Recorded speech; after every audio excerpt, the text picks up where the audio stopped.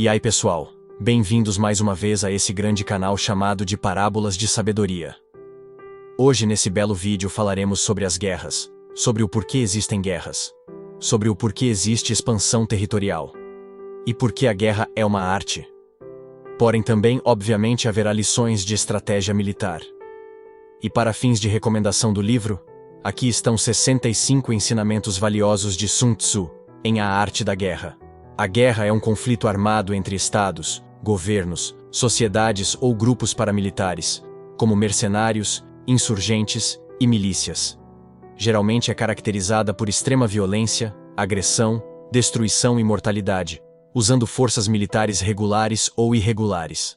As guerras são conflitos armados que acontecem por diferentes motivos, como desentendimentos religiosos, interesses políticos e econômicos, disputas territoriais, rivalidades étnicas, entre outras razões.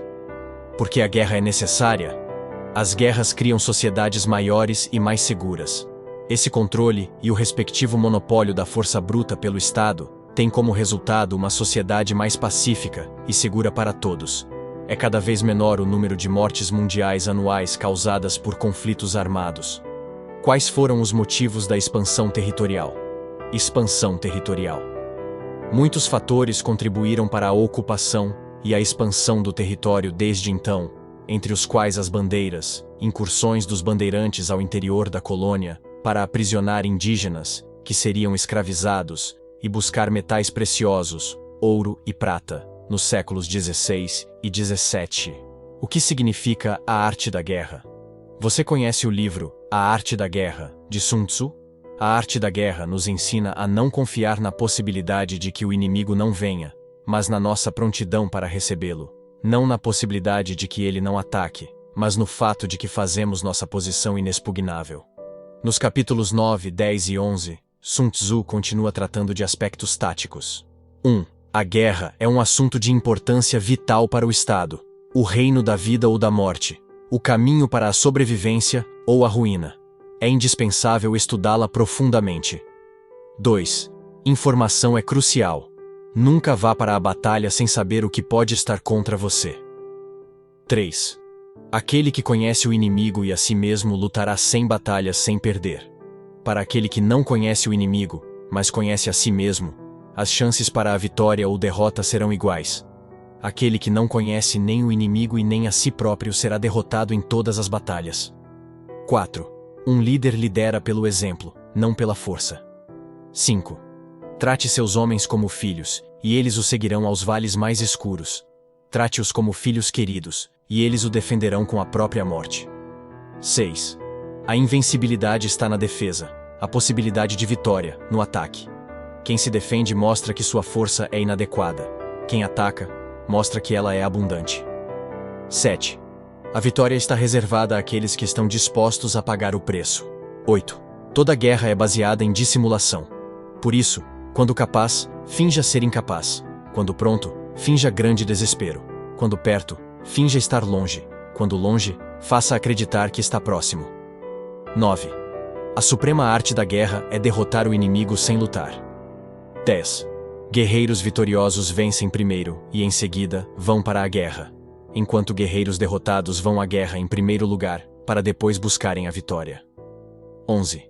Existem 5 perigos que podem afetar um general: imprudência, que leva à destruição; covardia, que leva à captura; temperamento precipitado, que pode ser provocado por insultos; senso cego de honra, que é sensível à vergonha; excesso de solicitude para com seus homens, que os expõe à preocupação e angústia.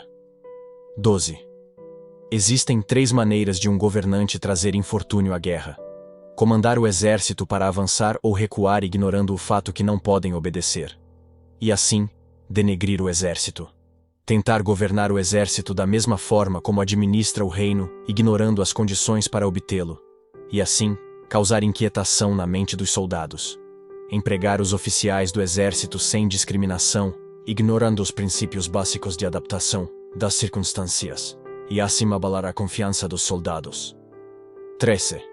O combatente inteligente olha para o efeito combinado de energia, e não necessita de tantos indivíduos assim.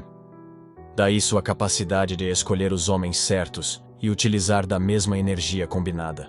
14. Quando os soldados ficam muito encostados em suas lanças, estão fracos por falta de comida.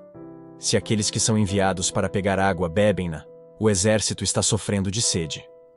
15. Estude cuidadosamente o bem-estar de seus homens, não os sobrecarregue. Concentre sua energia e acumule sua força.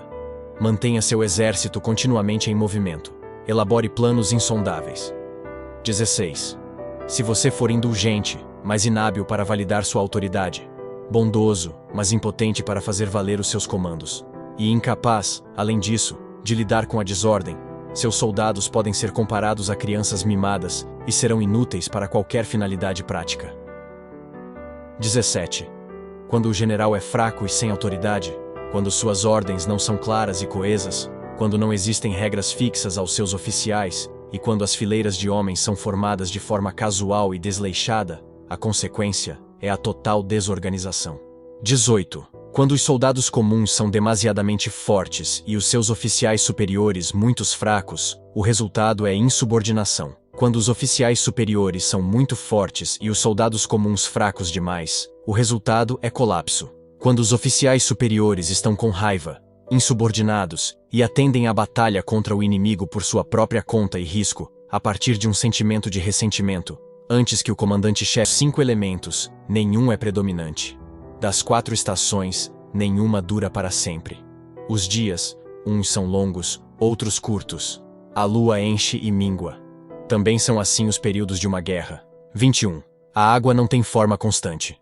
Na guerra também não há condições constantes. Por isso, é divino aquele que obtém uma vitória alterando as suas táticas em conformidade com a situação do inimigo. 22. Se o seu oponente é de temperamento colérico, procure irritá-lo. Finja ser fraco, que ele vai se mostrar arrogante e vulnerável. 23. Há estradas que não devem ser seguidas, exércitos que não devem ser atacados, cidades que não devem ser sitiadas, posições que não devem ser contestadas e comandos do soberano que não devem ser obedecidos. 24. O estrategista hábil é comparado a uma serpente encontrada nas montanhas. Ataque a cabeça e você será atacado por sua cauda. Ataque a cauda e será atacado pela cabeça. Ataque o meio e será atacado por ambos. 25. Não basta fazer algo pelo simples bem de algo. Certifique-se de que isso o ajude. Se é para a sua vantagem, faça um movimento para frente. Se não, fique onde está. 26. Não devemos fazer alianças com aqueles que estão familiarizados com nossos métodos. 27. Não há mais de 5 notas musicais, mas as combinações destas 5 originam mais melodias do que pode ser ouvido. Não há mais de 5 cores primárias, mas em combinação, elas produzem mais cores do que pode ser visto. Há não mais de 5 gostos palatáveis, ainda que suas combinações produzam mais sabores do que pode ser provado. 28. Seremos incapazes de transformar vantagens naturais para uso, a menos que façamos uso de guias locais. 29. O governante esclarecido estabelece planos a seguir, e o bom general cultiva seus recursos. 30. Em caso de perturbação no acampamento, a autoridade do general se mostra fraca. Se as faixas e bandeiras são deslocadas, sedição está acontecendo. Quando servos e ajudantes estão com raiva, isso significa que os soldados estão cansados. 31. O general habilidoso conduz seu exército apenas como se estivesse levando um único homem, quer queira quer não, pela mão. Tal general também deve conceder recompensas sem precisar se pronunciar, e emitir ordens sem levar em conta os anteriores acordos. 32. O verdadeiro método, quando se tem homens sob as nossas ordens, consiste em utilizar o avaro e o tolo, o sábio e o corajoso, e em dar a cada um a responsabilidade adequada. 33. A habilidade de alcançar a vitória mudando e adaptando-se de acordo com o inimigo é chamada de genialidade. 34. As oportunidades multiplicam-se à medida que são agarradas. 35. Não estamos preparados para lidar com um exército em marcha, a não ser que estejamos familiarizados com a geografia do local. Suas montanhas e florestas, armadilhas e precipícios, pântanos e brejos. 36. Seja sutil. Use seus espiões para cada tipo de negócio. Mas veja, tais espiões não podem ser geridos sem benevolência e frontalidade. pois sem ingenuidade mental, não se pode ter certeza da veracidade de seus relatórios. 37. Compare prudentemente o exército inimigo com o seu próprio, de modo que você possa saber onde a força é superabundante e onde é deficiente. 38. Não ataque alguém só por estar magoado. Um general não deve colocar suas tropas em campo apenas para satisfazer seu próprio esplendor.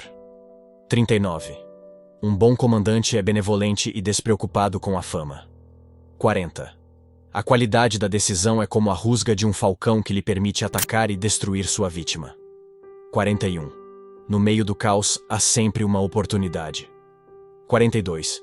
Energia é o que tensiona o arco, decisão é o que solta a flecha.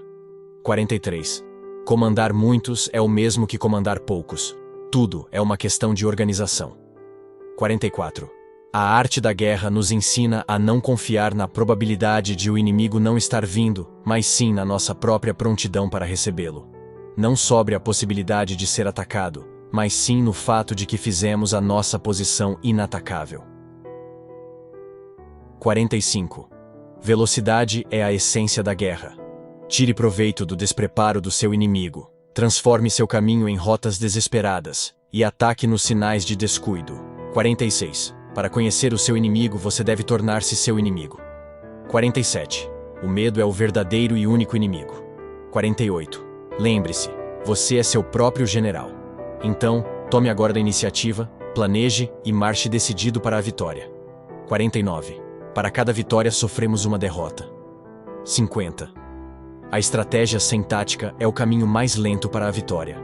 Tática sem estratégia é o ruído antes da derrota. 51. A vantagem estratégica desenvolvida por bons guerreiros é como o movimento de uma pedra rolando por uma montanha com 500 metros de altura. A força necessária é insignificante, o resultado, espetacular. 52.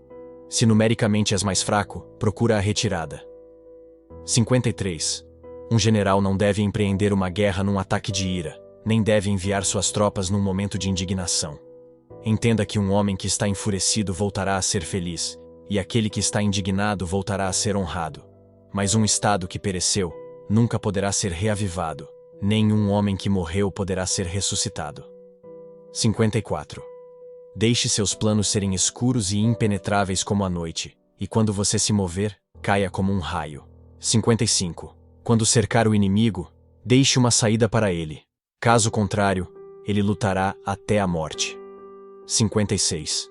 Não é preciso ter olhos abertos para ver o sol, nem ter ouvidos afiados para ouvir o trovão. Para ser vitorioso, você deve enxergar o que não está visível. 57.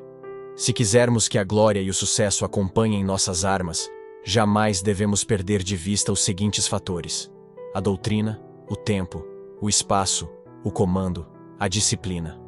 58. Se não é vantajoso, nunca envie suas tropas. Se não lhe rende ganhos, nunca utilize seus homens. Se não é uma situação perigosa, nunca lute uma batalha precipitada. 59. A água escolhe o seu percurso de acordo com o terreno que atravessa. O guerreiro busca a vitória de acordo com o inimigo que enfrenta. 60. Concentre-se nos pontos fortes, reconheça as fraquezas, agarre as oportunidades e proteja-se contra as ameaças. 61. Derrotar o inimigo em 100 batalhas não é a excelência suprema. A excelência suprema consiste em vencer o inimigo sem ser preciso lutar. 62. Não há exemplos de uma nação beneficiando-se da guerra prolongada.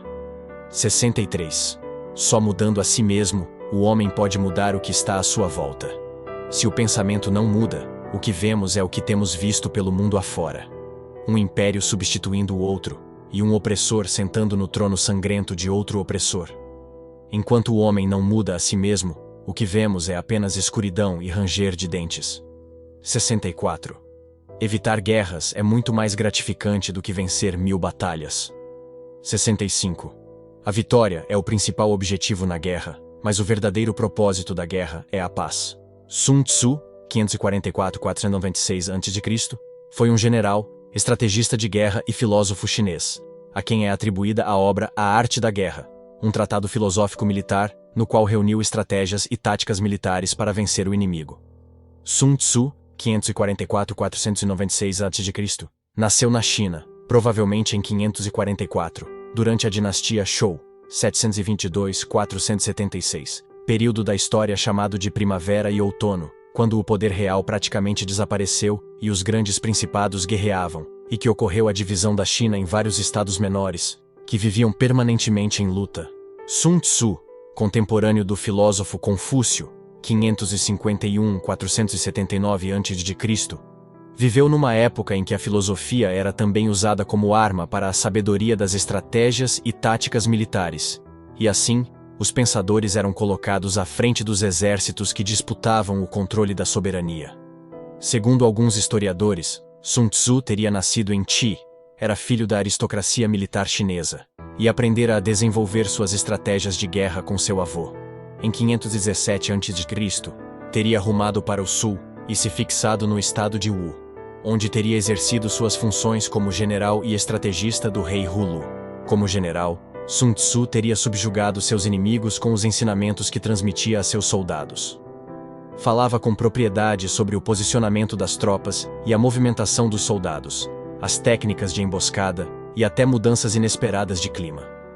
Baseado em suas experiências, teria elaborado um tratado filosófico militar, no qual reuniu um rico planejamento com táticas e estratégias de guerra, para resolver conflitos e vencer batalhas.